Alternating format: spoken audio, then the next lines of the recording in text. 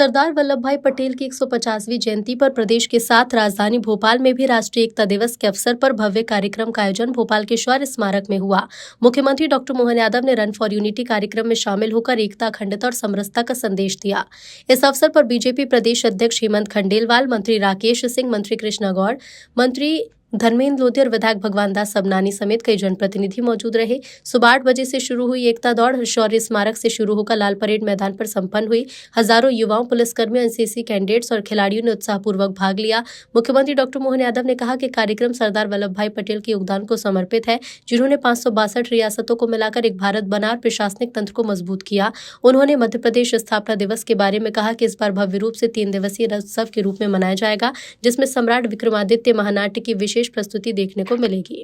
Run for unity Sardar Vallabh भाई पटेल के भारत के प्रति किए गए योगदान को समर्पित ये कार्यक्रम में मेरे साथ आज कार्यक्रम में मौजूद माननीय मंत्री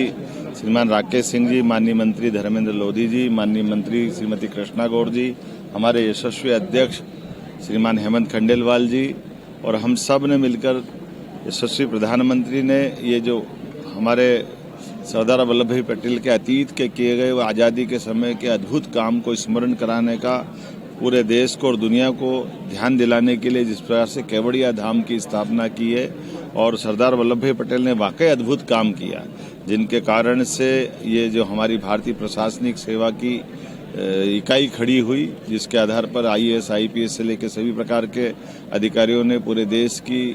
अंदर की प्रशासनिक तंत्र को मजबूती देने का काम किया। सरदार वल्लभ भाई पटेल ने देश के आज़ादी के समय 562 से ज़्यादा रियासतों को मिला करके एक भारत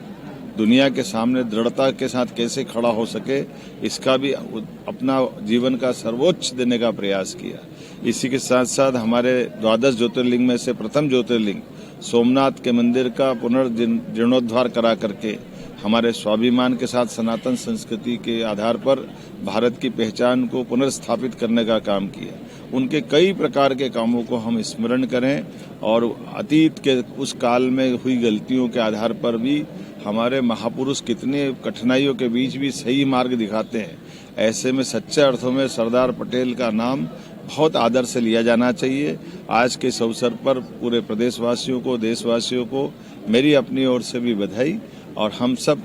इस महापुरुष के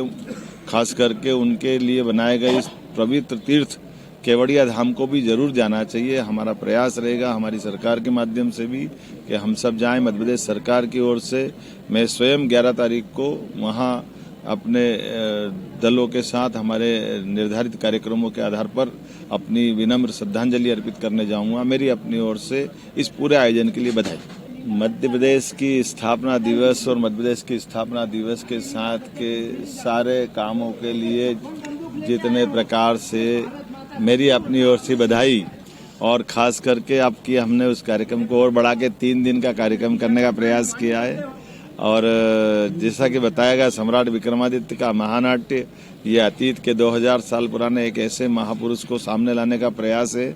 जो लोगों के दिलों पे राज करते हैं। विक्रमादित्य नाम बोलते ही लोगों का हृदय एकदम स्पंदित हो जाता है, आनंदित हो जाता है और विक्रमादित्य एक व्यक्ति के अंदर कितने सद्गुण हो सकते हैं उसका सर्वोच्च प्रतिमान है, जिसके आधार पर वीरता, न्यायशीलता, दानशीलता,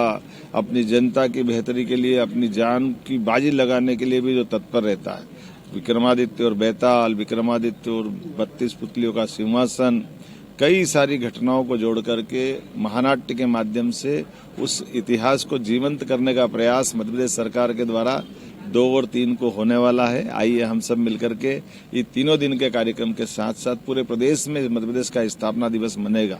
और मध्य प्रदेश का स्थापना दिवस यशस्वी प्रधानमंत्री के आशीर्वाद से जब जीवन के सभी क्षेत्रों में सरकार सबकी कल्याणकारी योजनाओं के आधार पर आगे बढ़ रही है तो स्थापना दिवस भी उस गरिमा के अनुरूप होना चाहिए, इसलिए 3 दिवसीय करने की परंपरा प्रारंभ की है। मेरी अपनी ओर से सबको बधाई।